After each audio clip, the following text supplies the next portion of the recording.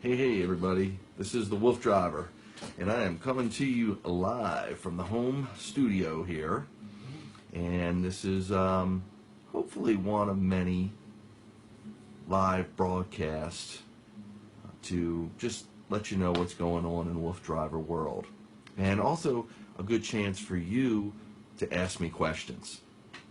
This is where I do all the graphics, all the pictures, all the video editing, all the story compilation, and everything that you see go up on the WooFDriver websites, Facebook page, and other social media outlets. I do a lot of it myself.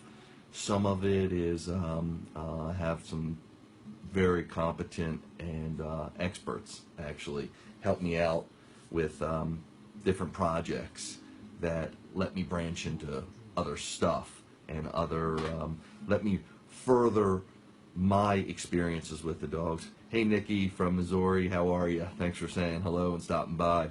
It lets me bring it to you and lets me spend more time with the dogs when I have other people able to assist me and doing what we do and bringing you cool stuff. In any case, last night we were out on the C&O Canal and just had a wonderful time. We started in well, we started early in the morning, relatively speaking. And by the time you see some of the equipment we have, by the time we pull it all together and get everything in motion, especially when we're using new equipment, it takes us a lot of time to set up. And the dogs are really, really patiently waiting. I've trained them, and they know what's on the other side. When we get out to where we're going and we get set up, they're ready to rock and roll, and they're going to have their fun. But we spend a lot of time setting up. And usually on these bigger adventures, especially what I call the WooFDriver on tour, I'd like to explain that. That's when we travel up and down the East Coast, usually in the Mid-Atlantic area. I'm out of Baltimore, Maryland. So anywhere from let me describe it as saying Maryland, Virginia, West Virginia, Washington, D.C., Pennsylvania. And we've gone as far as Massachusetts. We've done the Cape Cod Rail Trail with Wolfpack, with the dogs, and we've done the Erie Canal as well. Please keep the questions coming and comments, and I will answer them in time. I'd like to keep this broadcast going as long as we can.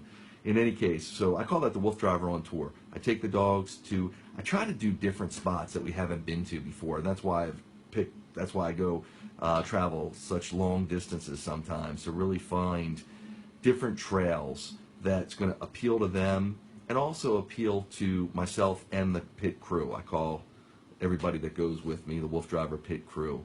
And there's been a lot of people along the way that have really contributed in some major ways to this project. So we travel all over. The latest thing we're doing now, I do run at night. You'll see, I call it midnight mushing. So we go out on the trail in the dark of the night, and a lot of people say, well, that's crazy, why do you do that, etc. And the simple answer is, it started out when I had my first husky family, going back to Czar and Hudson back in '95. And I was getting them into, well, actually, they taught me a lot. They taught me everything I know, relatively speaking here. But what happened was we'd go out to trails, and once I taught them, or once they showed me they need an energy release, and we got into all this fur wheeling, what I call urban mushing, etc., I learned that when I would get outside with them, with daylight savings time and my job, it was dark out. So I had to make take appropriate action so I could go out on the trail and see where I'm going. And that's how I got involved with going at night and actually using night vision goggles I invested in and other ways to maneuver in the night safely with the dogs. That's how it started out. It's become kind of a legendary adventure now, so we'll venture out purposefully. And also got to remember, I try to do this year-round as much as possible, and as you know, dogs are not good at emitting heat. They're very inefficient at cooling, so working them in warm weather is usually something that you have to do very cautiously, if at all.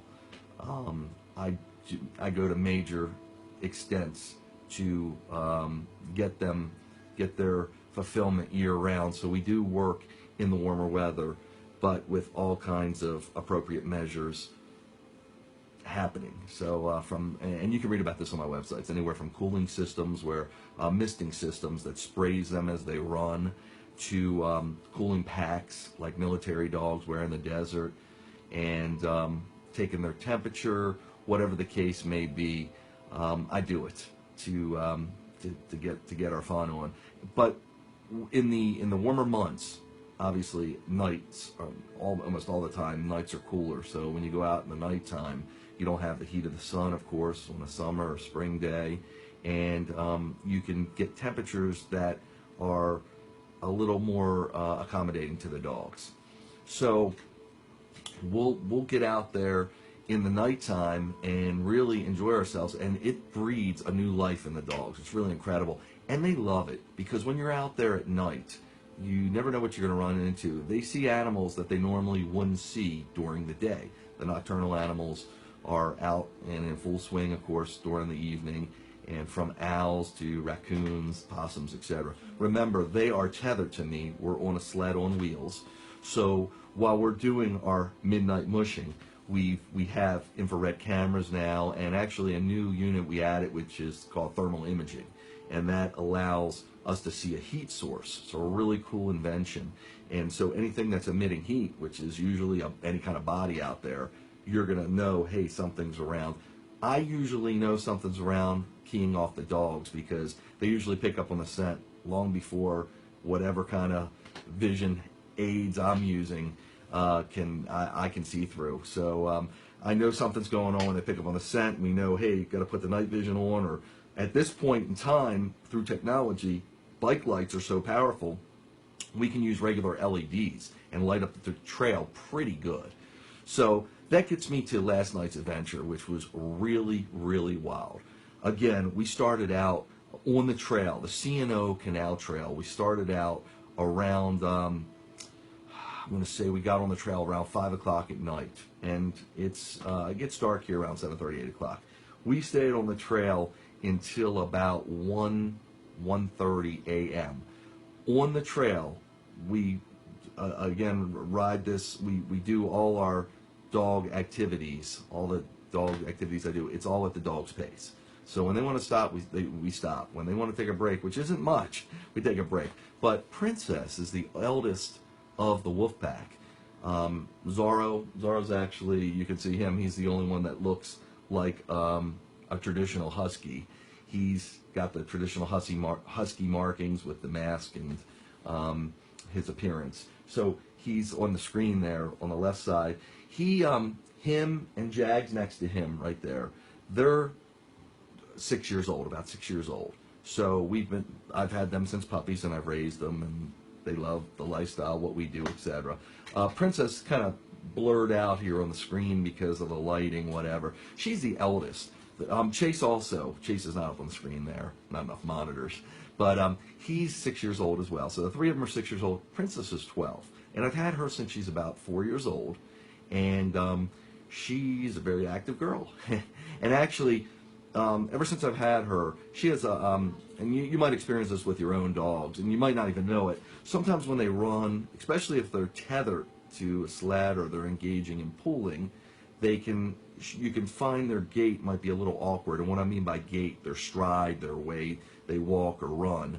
So she pulls always a little sideways, and that's fairly common amongst dogs, especially when you get them into running a little later in life. So sometimes she'll work twice as hard as the regular dogs because they're pulling straight or they're running straight, and she's pulling to the side. So her extra effort is not as efficient, her running. So she'll tire the quickest, but she'll also recover the quickest. Now at her age, it's pretty impressive that she gets out there and does what she does. And I monitor all the dogs all the time, and you'll see me when I'm in the dog cart on the trail with the dogs. There's almost always someone with me. So usually my co-pilot is Rhett. You've probably seen me refer to him in the live videos, and seen many of other videos and pictures with him. And he's a wonderful dog person, great guy, and He's in the back looking at the dogs. You'll notice I run the dogs tethered to the cart on the sides. They're not out in front. I've done out in front. I have special bikes for that as well. I really find it more better for me and better for the trails we run, for the control of the dogs, to be on the side. Also, when they're on the side, in the capacity we're running them in, that I'm running them in, they don't need to pull. They can actually just trot along with the bike, trot along with us, or they can pull if they want. They're on something called a springer, which allows them to pull, and it's not, if any sudden actions are made, you know, a dog stops to relieve himself, whatever, or we have to stop suddenly, the springer actually absorbs any of the shock value, so it keeps them as comfortable as possible, and all of us. In any case, we get out to the trail last night. Any excitement along the way, or any, how can I phrase this, any structures along the way. Usually the trails we go to, a lot of them have a lot of history in this part of the country. So there's lots of remnants, and in this area where we go usually, there's lots of Civil War structures, or Civil War, they were involved in battles or whatever. So the history and what's going on there is pretty historic. And there's always been the aura of the paranormal. I'm sure we've all seen Ghost Hunters and the other shows that are out there, and it's all pretty interesting. So when we're running at night, we actually will look for places to explore. We're with the wolf pack, if you will, so they're running along. We see a structure anywhere along the journey, and we decide that, hey, it's usually the Rhett man, because he's my co-pilot. Let's get out and explore it. What happens is he'll go out, explore it. I'll stay with the dogs. This also gives them a break. They get pretty antsy in that break time, but it gives them a break, and it lets us get some extracurricular explorations in. So Red will go over and explore it. Now, we've done this also with bigger teams. Sometimes, depending on where we go, I'll take a team of 6 guys, and if you've seen my videos, you know there's a bunch of dog bikes that I have. So usually most of these dog bikes can fit 2 people. So sometimes without the dogs, I'm always with the dogs. So I'll be with the 4 dogs and my co-pilot, or a passenger, depending on what we're doing. It might be somebody that I'm giving a ride, that I'm showing what we do, whatever. And for filming purposes or for journey purposes, if we're running an extra long trail, whatever, we have another team with us, possibly. They're in the bike as well, 2 people, a driver and a photographer, whatever the case may be. So we've gone out and we've explored that way as well. But in this particular instance, last night, it was myself and Rhett. So we see structures along the way. Again, lots of historic value there, and lots of, I guess, stuff from the past, for lack of a better term. So you might have seen it. I posted a video. I can't always go live. This Facebook Live thing's really cool. I'm really enjoying it. It lets me communicate a lot with everybody out there. And again, please type messages in and let me know what's going on, if you have any questions, etc. If you'd like to get involved in some capacity, I'd love to help you in any way possible I can. In any case, so we got to one structure. A lot of these structures are abandoned in some way, and if they're open, sometimes we'll venture into them. Rhett did one in the afternoon, which gives you a nice view, because we just took a regular camera and were able to film what he was seeing as he was doing it. It wasn't as, I guess we weren't so much looking for paranormal activity during the day, just exploring. And it's so incredible to get a sense that back in this trail, the late 1700s, early 1800s, is when people were there building it and using it. It was the canal they were doing, and the trail we're riding is the towpath. So lots of history, as I said. So the next part we got into evening. It was getting dark, and we got to a structure we saw in the woods. There's canal lock houses from the era of the 1800s along the way, and you see them. They're kind of on the trail. This was a little off the trail, and Rhett and I kind of signaled to each other, want to do it. So Rhett said he was up for it. So Rhett actually, with this new thermal imaging gear I have, we stopped the wolf pack, of course. I gave a little introduction, and Rhett took the camera from me, thermal imaging. So thermal imaging, again, any heat source that's thrown off, it can see it. So the dogs, you might have seen, I posted a few pictures of the dogs using the thermal imaging camera, and it actually shows the hottest parts of their body, usually around their mouth, especially when we're working, etc. It's really cool because it has temperature capabilities too. If you touch it, it can give you an approximate temperature of what the image you're showing is at. Really neat. So Rhett goes through the canal. The canal's dried up in a lot of areas. He went through the dried part of the canal to get to the structure we saw in the woods. And he approached it. He went inside. It was real dilapidated. There was a staircase that was partially there. There was some writing on the wall and a lot of, I guess, a lot of remnants of the structure that was there. It was wide open, though. What he saw in the thermal imaging camera was, as he was looking at it, at the top of the staircase, or what remained of the stairs, were two images. They looked identical. So were they mice? From what perspective we can tell, it looked bigger than mice. It's really, I mean, I wouldn't be telling you this if this wasn't pretty peculiar and pretty some pretty heavy proof. Some pretty heavy things went down. So we looked at it, and he looked at it. He had to make a determination right there. And something's there. Whoa, whoa, whoa. And again, the way this thing picks up, it's only going to show you heat or cool. Otherwise, it's going to be kind of a blank screen or kind of a blank color, if you will. Saw these two images, and one of them moved. One of them, like, went back into the other part of the house where the stairs led to. And he got a little freaked there. And he kind of came flying out of the house, used a few expletives I won't say here. And I told him, hey, this is a children's show. Keep it cool. In any case, he got out of there, and he ran out of there. And he was heading back to where I was at and the dogs. And you can see it's really cool on the camera as he's approaching us. You can see our images come into view with the heat thermal camera. And when he got back, we noticed the dogs look over in that direction. And they were pretty intense. They were pretty engaged on something coming from there.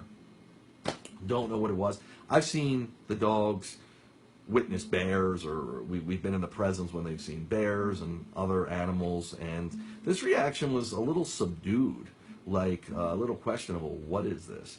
So that just added to the element of mystery, I guess. So when we were done the trail, again around 1 or 2 in the morning, did about 18 miles. Great run. And the actually evening got a little warmer as it went on. It was a little cool for us humans here, and it was still cool enough for the dogs, but it started warming up and a little more comfortable for us. When we got back to the truck, we were telling Chris is our support vehicle. In other words, Chris drops us off at one part of the trail, and we ride the trail, and he picks us up at the other part. That way we don't have to loop around and do the trail. If we're going to do 15 miles, we don't have to do 7.5 miles out, 7.5 miles back. This keeps the sights fresh, the dogs excited, us excited, etc. We got back, we told Chris, hey, you got to see what went on here. So Chris said, hey, let's see this on the iPad. We were looking at it on an iPhone size screen. It might have been a Samsung we had with us. So we got it onto the bigger iPad, and you could actually see, when Red approached the house, you could see the doorway. You could see this, I'm going to say, paranormal, this thing standing there. It looked like a man, okay? And I have pictures and I have video. And when we looked at it further, it looks like there may be a child with the man. And as Rhett came in there, he looked and he turned around and left, went into the house. That Rhett went into the house. Rhett didn't see that there, but when he was at the top, when he was at the steps, and we saw the two things there, that could be kids. So it was very peculiar and very spooky. So when we study the picture further, you can definitely see this. I mean, to me and to everyone that I've shown it to so far, it's a definite being. It's a human being, and it looks like a man with a beard, a little longer than mine, but it's pretty impressive. So I was going to bring that to you tonight, but because of we want to really spell this out. We want to actually try to draw on the camera, on the video, what we're seeing and present it to everybody that way, because we feel it's very unusual and pretty exciting. So if you're into spooky stuff, you're really going to like it. I do have a website. I've got a lot of websites. I've probably got 30 websites. That's another thing. And I do that because what I've tried to do is, because I love my dogs so much. I love all dogs. I try to get my dogs involved in everything I do. And I try to find a way of doing it, whether it's building these carts or making equipment, or so they can be with me in some way. I do it. So I've gone all to the extent of describing everything, because it couldn't be on one website, of actually categorizing each website into what we've done over the years and what I continue to do and how I journal about it. For instance, a lot of this I've written about in music. I'm dyslexic myself, and it's not as easy for me to write, though I love it. I love being able to describe what's happening, my feelings, etc. So I've been able to do this by getting involved with some real talented musicians, and we've made a lot of music along the way of everything that happens in WooFDriver world. So that's why we have a website now called Werewoofs, WEREWOOFS, Woofs, like I spell wolves.com. And on that website, you can see a lot of the trails we've done at night as well. Hey, Vanessa. Hey, Cheryl. Hey, Chuck. I know you're out there. Chuck's a friend from a while ago, so good to see you, Chuck. Good to see everybody. But Werewoofs will tell about some paranormal activity. We've gone to the extent to have some of the writers that I work with write stories about ghost and monster sightings all over the U.S. and North America, etc. So it's really exciting, but it all links back to me being out there with the dogs and really exploring for some paranormal activity in the darker hours, in the evening hours. So you might see me get close to the screen. I'm just trying to see viewers and trying to read everything going on the screen. But I'd love to hear some questions from you. Thank you, Vanessa. Vanessa loves werewolves. Thank you. And Cheryl, Zara, I'm going to address your question. You're asking me, he's a large fur baby that I have. That's right. Why I keep Zara one side in front. They are also beautiful. Okay, that's a good question. Thank you so much for enjoying the adventures and all the nice comments and likes that you give me. I really do appreciate it. I keep, as I was saying, I said in the past, I keep the dogs on the side. I've actually, with huskies that I've had in the past, my other husky family, I've trained them all to run in the front. I actually use something called a Seiko cart. This might get a little technical. I'll try to keep it in layman's terms as much as possible. It's a cart that's used basically to train lead sled dogs, because you can give them commands and you can direct them in the cart as they run. So it's a pretty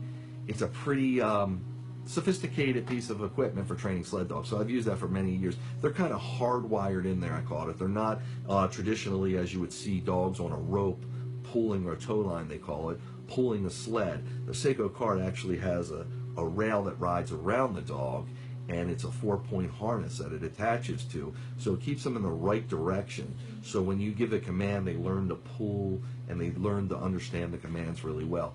I put the dogs on the side now because to navigate a lot of these trails, if I had them out in front, it makes my vehicle sometimes, it'll make it wider than it needs to be, and also it'll require more work from the dogs. And I'm trying to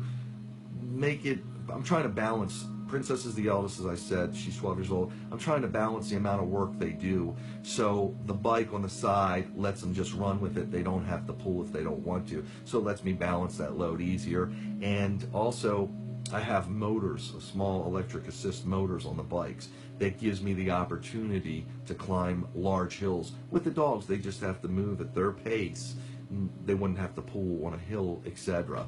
And it just makes it so much more flexible that we can get out there and ride more trails, etc. So love to take on more questions from you. Nikki's asked me if I've ever thought about bringing my dogs to Missouri.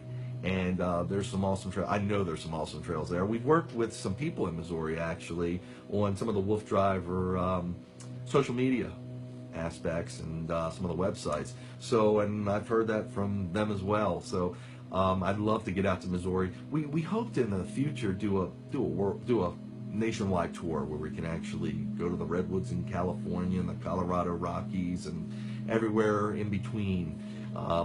We would love to do that. And, you know, we've seen a lot of the sites out here. We've actually run on the beach of the Eastern Shore in Maryland, but we'd love to run on the Cape Hatteras beach down in North Carolina. So we've got some plans and some ideas how we could do that, and hopefully in the near future we will. Please keep us in mind, watch our videos, support us in any way you can, because the more of the fan base we have, the more we can do. So that's pretty much what I wanted to say to you this evening. I'm really excited about this paranormal activity because, I mean, it just, the history and being in the place that you know was so important so many years ago, and the history that took place there is really exciting. So when you think about what may be lurking there, and when you're with the dogs that have their own sixth sense, it's pretty interesting and pretty fascinating.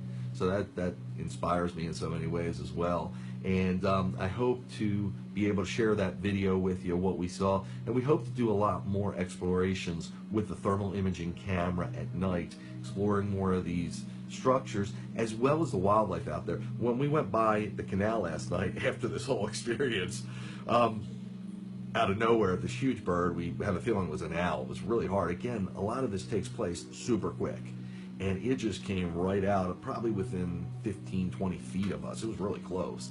We kind of spooked it. So it jumped out, flew into the tree. We picked up the camera. We were trying to get a visual on it, but it wasn't given a traditional owl sound. So we're still a little reluctant to say it was definitely an owl, but it was a big bird in some capacity or some way. By the time sometimes we can get our vision focused on it, our night vision and everything, with so much going on, it's usually, or sometimes the animals are quicker than we are, and they get away without us getting a true sighting on them. So, but that's part of the excitement. Again, you never know what you're going to see out there. We do run into occasionally, and I'm referring to this midnight mushing because we just did this last night. We do run into occasionally on the trail, as you might imagine, people out there, campers, campfires, etc. So you never know what you're going to find out there. You might hear in the background, by the way, I'm playing Wolf Dreams, which is a shoutcast radio station, one of my radio stations, and originally I put it all together. I invented it, pioneered it, whatever you want to call it, all relaxation music for the dogs, because when you work the dogs in the capacity I do, and when anyone's working them, the rest, I call it R and R and R and R, rest, recovery, recharge, and relaxation. When you're doing that, it's so important for them to get their rest, proper rest in. So anything I can do to soothe them, I will do. And the music became an important aspect. It's so important in my life. And to them, I believe it helps calm them and relax them. Also, depending on the noises going around outside, whether there's work being done in the neighborhood or fire engines going by or whatever the case may be, the music provides for a more comforting experience and can also act as a little bit as white noise to kind of drown it out. It's on Shoutcast Radio. I don't know if you can look that up on the internet, and or TuneIn Radio, almost any of the internet radio providers. If you put Wolf Dreams in there, if you put WooFDriver, you'll see all my channels, or a lot of them at least. Wolf Dreams is one of the particular channels. So, any questions, please? I'd love to hear from them. I have time now. It's a little harder when we're on the trail. I try to take the questions on the live broadcast, but sometimes, as you can understand, it's a little harder because we're trying to navigate the Wolfmobile, trying to keep an eye on the dogs and see where we're going and answer questions, so it becomes a little more challenging. But right now, I'm in the office the studio, and I have plenty of time here. So if you have any, keep them coming. And I really appreciate, again, all the likes and niceties and comments that everybody makes on Facebook and Instagram and Twitter. And we're all over there, SoundCloud, YouTube, etc. So any questions about the dog carts, or why I do what I do, or how I do what I do, or anything, I'm ready to take them on. I'll just quickly describe, while we don't have any questions going on. What you're looking at is a series of monitors. Again, in a former lifetime, I was a graphics artist, and that enables me to do a lot of what I do. And when I'm working with so many video files and so many of the photos, I love photography, in case you couldn't tell, and taking pictures of the dogs and everything we do. So having 6 screens like this really gives me an opportunity to focus on a lot of different projects at one time. And a lot of the programs out there, Adobe Photoshop, Illustrator, Premiere, whatever program I'm working in, a lot of times you have to go from one to the other to get exactly what you want. No program will do everything. So if I'm in one program, I can go to the other one pretty quickly and pretty efficiently by having all the different monitors there. So that's pretty cool too. But as you can see, the dogs are there, the photos. I try to post photos that I take daily, or pretty much within the same week at least, from the activities we've done. Now, by the way, we did about 18 miles yesterday, as I explained. So today was a definite rest day.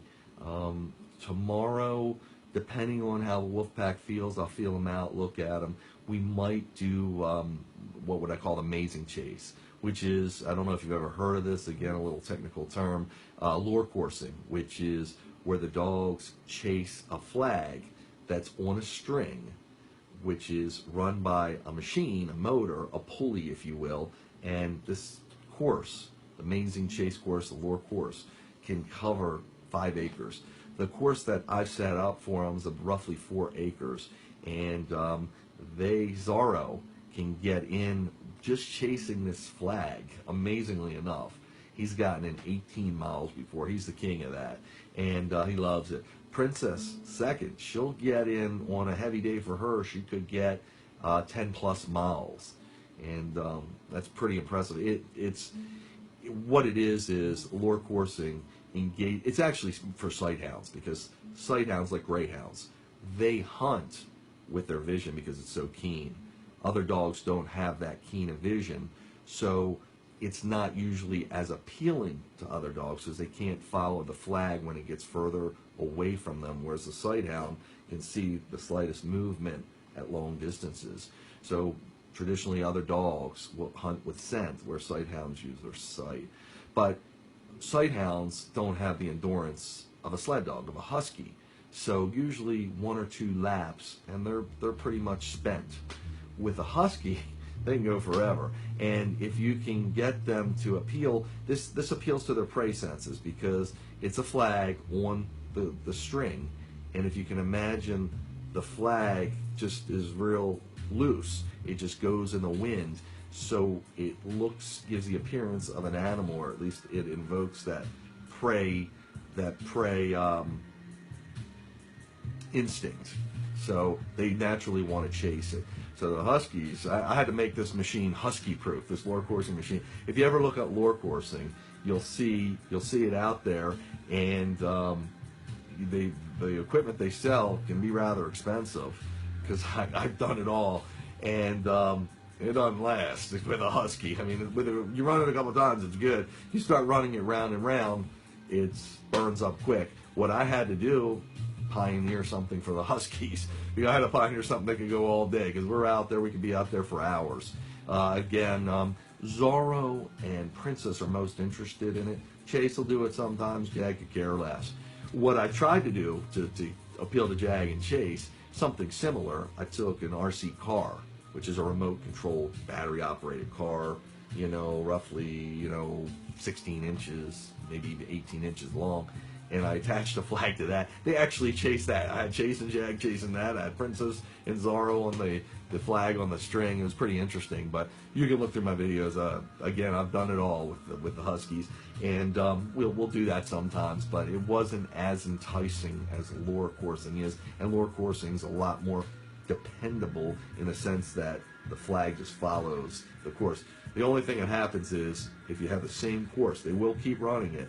They start shortcutting it. And this happens, shortcutting also happens when we're free ranging, when we're off leash running the dogs. Whereas the dog anticipates the direction you're going and they neglect to pay attention to you, so they follow. Hey, I know WooFDriver's going to be over here, so I'm going to cut him off. I don't have to look at him.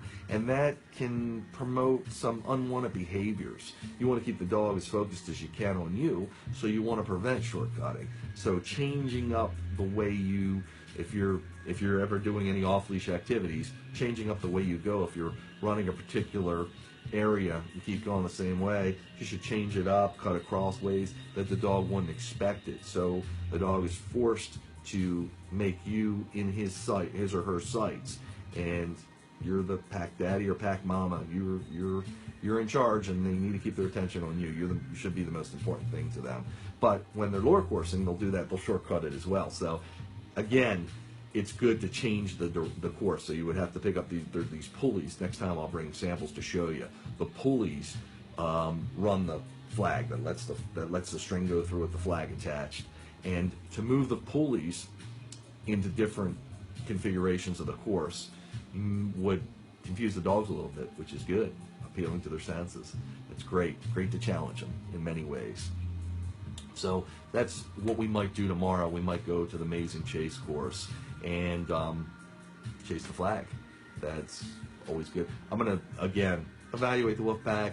I see how they get up, how they move around, their energy level, and how they're responding to each other and myself, and I can usually tell if they're ready for some more fun or if they want to just chill out. If we don't do it tomorrow, we'll probably do it Saturday, and all this is always weather dependent.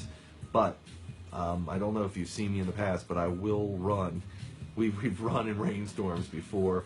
Sometimes not purposely. Sometimes we've actually ran in the rain purposely. It's a good experience for the dogs, depending on other weather events going on. Certainly want to avoid wind, but snow, whatever.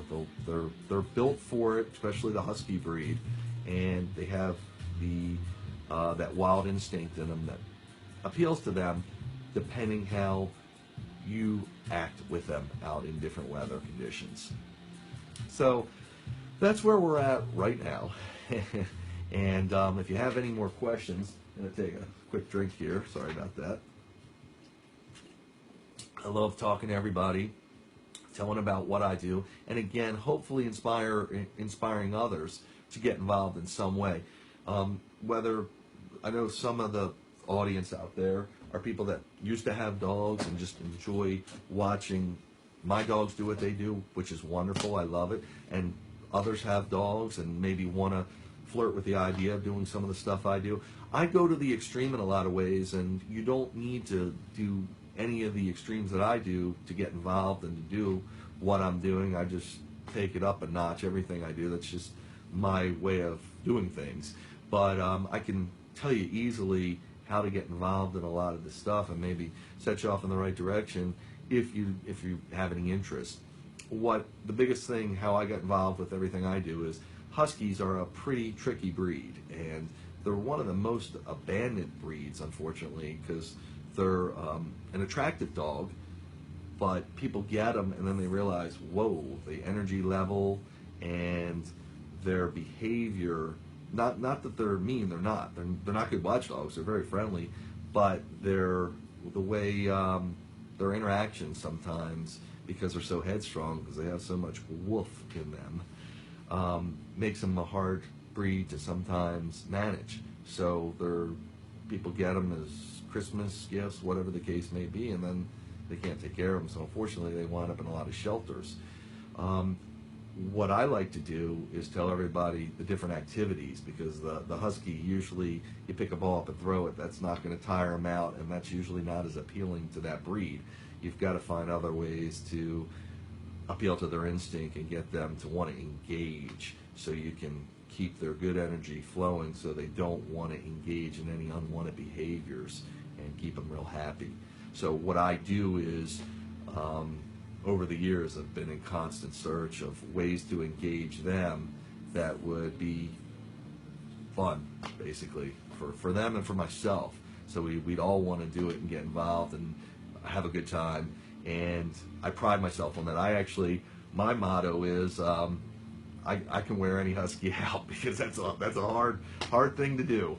And it's not only, putting them on a cart and running them, because you got to make them, or you've got to appeal to the senses so they want it and they really engage their instinct, so it's truly a fulfilling experience. Otherwise, just get out there and do it is not gonna keep them happy. So that's a pretty deep topic, and if you have any questions, please by all means go ahead and ask them. But Husky's a very difficult breed in that way, and that's how I've become a Husky expert. Just all the stuff we've done. If you can think of it, I've probably done it with them. So I've also done some professional, just to try it. I've been on professional sledding expeditions with a team of, I think there were 13 dogs or 15 dogs, and I drove the sled.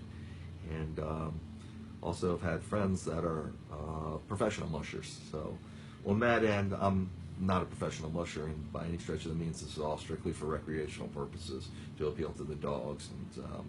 And again, this is way beyond just mushing what I do. So the other thing is, like I said, if we don't get out there tomorrow, hopefully we'll get out there Saturday, and next week we'll have another big event. We usually, once a week, we do the big adventures. So we get to where we do the big excursions, where we'll do the WooFDriver on tour, go to a remote area, usually minimal 2 hours from home, as many as could be 8 hours, depending on where we're going.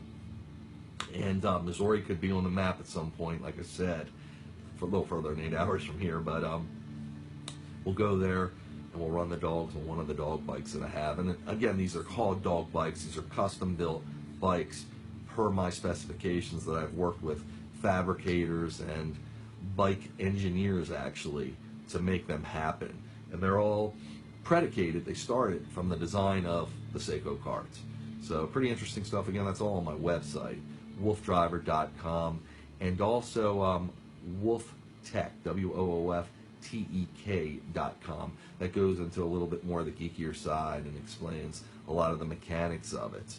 But you'll notice some of these have larger tires too, some of these bike carts, and the reason being they give us more terrain we can cover with the wider tire, as well as a little bit more comfortable a ride. You can't imagine some of these things, some of these carts and some of these trails, we're bouncing up and down because we're a little stiffer.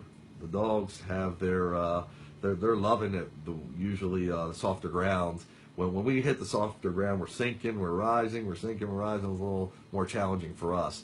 But with the bigger wheels, we can let some of the air out, which also helps maneuver in some ways, and that provides a little suspension for us. So you might have noticed the one dog bike has the big orange tires. That's always another thing. You always see me in the custom designed vest I wear when I'm out on the dog cart or in an area where the dogs could possibly have to be leashed in some way. So the vest I designed, I modified, I should say, has, you might see it goes around my legs. It's a little awkward looking. It has a body harness for people essentially built into it. So I have small leads or tethers on there where I can pull them off on a moment's notice, put the dog on there. I can have all four of my dogs connected to my vest, and because they're sled dogs, they have a lot of pull in them, they won't break the vest off of me or the tether to me. They'll actually be able to engage fully. Hey, Rona's here. Thank you, Rona. Good to see you on the screen there. But the vest also has a lot of other capacities on it. It gives me pockets to hold the necessities of when I'm out there on the trail. My motto is always expect the unexpected. So what I mean by that is always expect you're going to run into a stray dog. Always expect you're going to come into a situation where a dog gets hurt. Always expect something's going to happen. So that is another aspect of this, to always be prepared. And from the clothes I wear to almost all the equipment that I have and I've designed, you'll notice that it's designed around safety, and it's designed around the what if situations. What if this happens? So that's always when I'm dealing with live animals, the dogs, the family. I always take into those considerations what I may need to do out there in the field, possibly without any help on my own. And I've encountered many of those situations. And if you go to my website, WooFDriverProject.com, you can see and read about some of my blogging about some of the situations that I've encountered and how I've maneuvered around them. And just a quick thing to let you know, I actually trained with one of the probably best dog trainers in the world, and he's kind of infamous in my part of the country. And I'm not going to name any names now, but you wouldn't know him by name, but he actually is really a police dog trainer, protection dog trainer. He could train any dog, I mean, regardless of whether he's training them for police work or not. But he has trained many champion dogs for police work and protection work, from military to local police departments, etc. So he hadn't trained in the area that I wanted to with the Huskies, but he trained similar activities with other dogs, and we pioneered a lot of this together. But without him, I wouldn't be where I am today. So I always give kudos and love to him, because we developed a great friendship out of it as well. And I consider him one of my closest and dearest friends. He's since retired from dog training, and that was just a sideline of his. He's expertise in many fields, but it's truly incredible. So I learned a lot of what I know from him, and when I say phrases like expect the unexpected, I can't tell you I pioneered that. I got that from him. So it's actually a song on, again, I explained to you how I blog on a lot of what I do, and there's a song out on the Wolf Tunes website called John is the Man. So if you get a chance, listen to that, and that tells more about it. Cheryl, I see you've asked about Lulu, and that's a bad subject. Unfortunately, Lulu crossed Rainbow Bridge back in, I think it was late November. So it's heartbreaking. As dog owners, we all have been there, and it's just so sad. We love Lulu. Lulu was our little Chinese 7-pound crescent. So I don't know. It's a hair. Well, there's different breeds of them. Thank you, Cheryl. There's different. There's hair. I don't know the proper terminology, but there's hairy hairless. There's powder puffs. So there's different kinds of Chinese cresteds. But Lulu, she was a hairy hairless, and she had an unfortunate sickness she got, and it got the best of her. So we miss Lulu dearly. We have another Chinese crested. We have a puppy, and the Chinese crested are my wife and my stepdaughter. That's their dog. They are more taking care of her than I am. But with Lulu, I did do some work with her on the bike. So when I say that everybody out there with all the different dogs, they can do what I'm doing in some capacity. And almost all dogs need some sort of energy release. So what I'm saying by that is I used to take this little Chinese crested and run her on the bike. And when I say on the bike, this was on a two-wheel bike. I have a special, it's not the Springer I talked about earlier, special connection that will not let her get to the tires, because if she got to the tire, you'd run her over, God forbid. But this keeps them at a distance away from it. They feel comfortable, and they know they are never going to come in, and they know they're never going to come in contact with any moving part on the bike. The bigger dogs, they're not so fragile, of course. But we did take Lulu with us on one of our adventures, and I'm so glad I did, now that she's not here. The Chinese Crescent's a great breed, and she loved all the Huskies. And we took her up to the lure course to chase the flag at one point, and I actually took her with me on one of the dog bike rides, one of the WooFDriver on tour rides, where we put her in the seat in her little car seat, and she was tethered in there with her harness, and she could watch the big dogs do their work and pull and run with the bike, run with the cart, and she was just as happy as can be. And that was one of the coolest moments that I've done with the dogs. And it was funny because, speaking of paranormal activities, we were on a trail called the Ghost Town Trail, which is in Pennsylvania, I believe, and it's an old ghost town. It's a pretty cool read if you get a chance to look into that, and it's a great trail. So the Ghost Town Trail was pretty much back in the wilderness, and we got caught on there after hours. We weren't planning a midnight wishing run, but again, we're always ready for anything. Beautiful, I think it was a late summer night. We were back there doing our things, and a nocturnal animal showed up, and I think it was a porcupine. We couldn't get a true grasp on it. Again, sometimes they appear real quickly. This porcupine, or whatever the animal was, blew itself up. It was big, and it just took its time coming across. So I stopped the wolf pack, and we were trying to actually make some noise so it would hurry up, because the dogs were doing their thing and they were going crazy. There was some kind of street light or trail light actually on there, so it was lit up.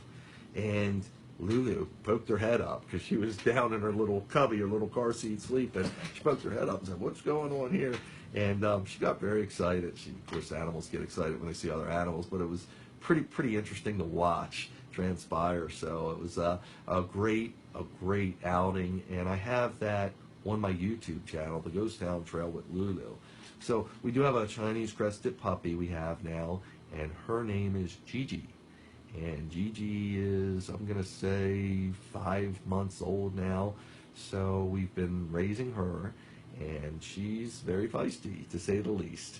And all dogs have their own personality, so she's totally different than Lulu was, and just as lovable, though, and just as cute. So I'll keep everyone posted on her progression. Now, since she's very active, and I really want to get her involved in even more of a capacity than Lulu because of her fiery energy.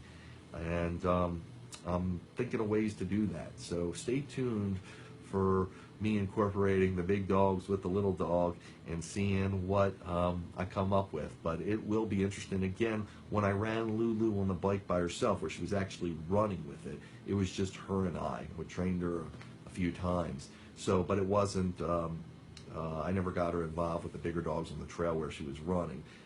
Gigi, I don't know if Lulu quite had the capacity to do it. Gigi has the capacity, I believe, to be as athletic as them. And Rona signing off. Thanks, Rona, for joining us. So Gigi has the capacity to be pretty active, and I'm still waiting till she matures a little bit to take her to chase the flag, because she might run herself raggedy chasing that flag. As much energy. When they're puppies, of course, you know, they have a lot of uncontrollable energy and urges, so you've got to manage that in a lot of ways and get that under control, and then gradually introduce her to some of these activities. So thanks for asking, Cheryl, though. Yeah, it's terrible, we go through that, but lots of great memories, and that's what it's all about. Uh, I'm looking to see, do we have any more questions out there about anything I do or anything get involved? This is a great forum to do this in because, again, it's quiet in here. The wolf pack's all asleep, and I have the time right now, and I'd love to chat. So feel free to say anything that's on your mind. Let me see some other interesting aspects. Excuse me, just taking a zip here.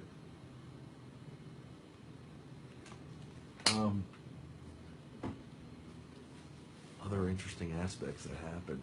I don't know if you can see in the background, but I actually, one of the monitors here acts as a TV surveillance system. So I've set cameras up, and a lot of this work I, again, implemented myself before they sold kits to do this or anything of the sort. And I mainly did this to keep an eye on the dogs while they're outside on the grounds here at the house, so they can get involved in anything, relatively speaking, out there. So it's kind of motion sensitive. So some people set them up for security, which it definitely a great aspect. But I set it up to keep an eye and monitor the dogs. It's so funny because the police showed up here once at the house because we were working on the phone lines and we cut the line by accident. And I don't know if you know this, but anytime you cut a phone line, I didn't know this, the police show up at your house because they think some nefarious activity might be going on. When they showed up, they were asking questions about the surveillance system because I do have a lot of cameras, and they're like, you know, what's going on here? Well, why do you have so many cameras? They were asking me in a joking way, in a fun way, and I explained to them it's really just to keep an eye on the dogs. So it's pretty funny, but it's pretty handy actually because they'll get in all different parts of the yard, and we have a pool. So the pool, actually, huskies aren't big swimmers. Most of them aren't. I mean, there's definitely ones that will. I have two that'll swim. Excuse me, I want to put this on. Well, Princess will half swim. Chase will fully swim. And it's pretty interesting to watch. I actually bring up swimming because it's a great therapy for dogs, especially as they get older. There's facilities out there where you can take the dogs to do swimming. And usually, it's funny, I believe they keep, for the dogs when they do therapeutic work, I believe the temperature's pretty warm in that pool. I'm going to say 95-ish. A dog's temperature, I believe, is warmer than a human's, and I know this because when we do grooming, when the groomer comes, and I've done some grooming on the dogs myself. When I used my other dogs, I used to groom sometimes myself. I used to wash them. When you use warmer water, it makes them more comfortable. You would think because they're not efficient at cooling, they like cold water, but actually the warmer water makes it a better experience for them. And I think they find that with the therapeutic swimming. And they also have someone, part of the WooFDriver team, has an elderly dog, and she actually takes her dog to a therapeutic place where they have underwater treadmills. So that's another great invention. Dogs, as they age, of course, like humans, can become very arthritic, and for them to be able to keep their body moving is so important, and to be able to do it underwater is less stress on all their joints and muscles, and to do the underwater treadmill is really incredible. So there's, I don't know, I believe they're sprouting up these canine athletic centers all over the country, and I've seen a couple. Was surprised. I mean, it looked like a professional gym for people, and they're sprouting up. So anybody that has an elderly dog, that's great. I'm always an advocate of keeping them as physical as possible, like humans, for the best longevity and for, I guess, comfort, for their comfort, because moving and keeping the blood flowing and keeping everything going, and also the excitement it brings, can really be beneficial in many ways besides the physical aspect, the mental aspects as well. So that's pretty interesting there. Just checking out our viewer situation, hopefully keeping everyone excited. Oh, sorry, now it's funny, I touched on the screen and it gave us a little bit different lighting. I'll try to do that. So I'm learning how Facebook's working here, but you can see Princess on the screen to the left of me a little bit better. So yeah, and that's the way I believe. I'm a pretty physical person, and I was raised that way, and that's why the Husky breed's perfect for me because of the physical commitment that I like to be involved with. It translates to them, and we feed off of each other. So, any other questions? Does anybody have anything they'd like to talk about? This is Dr. Bill, Dr. WooFDriver. By the way, my name is Bill. In case you hear me say Bill, WooFDriver, you hear people referring to me either way. WooFDriver, just real quick, how I came up with that is a professional musher is called a dog driver. When you're driving a team of dogs, usually a large team of dogs doing professional sledding, they call them dog drivers, and I actually have a book. I think it was written in the mid-'70s, and it's called Dog Driver. So I thought about WooFDriver because I didn't want to do it WOLF driver because the Huskies are close breed to the wolf, but they're ancestors of the wolf, like those dogs. But they didn't want to go barking up that word, so I did WOOF driver, and that's where I get Wolf Driver from. But it's actually more than just driving them on the sled on wheels. It's actually driving their passion and driving at their instinct so they can unleash their potential and become as fulfilled as can be, and therefore my relationship with the dog can be the best it can be. And also, a tired dog is a well-behaved dog, and that's the key to a lot of unwanted behaviors, is getting them into activities and getting them to engage fitness levels that challenge them so they can let it air out and tire out their energies, so they want to rest when they're idle instead of get involved in something they shouldn't be. Okay, Cheryl. Cheryl signing off. Thank you so much. I appreciate it, Cheryl. And that's what I do and how I do it. So my schedule is I'm going to try to touch base with everybody on, if not a daily, at least every few days in this kind of forum where I can come to you direct and answer any questions you may have and tell you what's going on in WooFDriver world and where maybe to tune in to see the latest. Good night, Cheryl. And keep you updated. But please stay in touch with me on Facebook and all the social media outlets.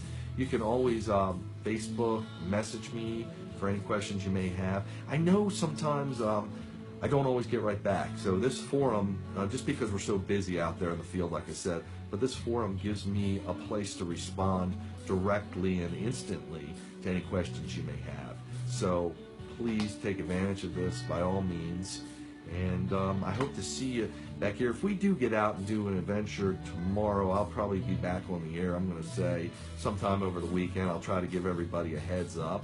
And I will be coming to you with that paranormal experience. So keep that in mind. I'll be posting that, and you'll hear plenty about it.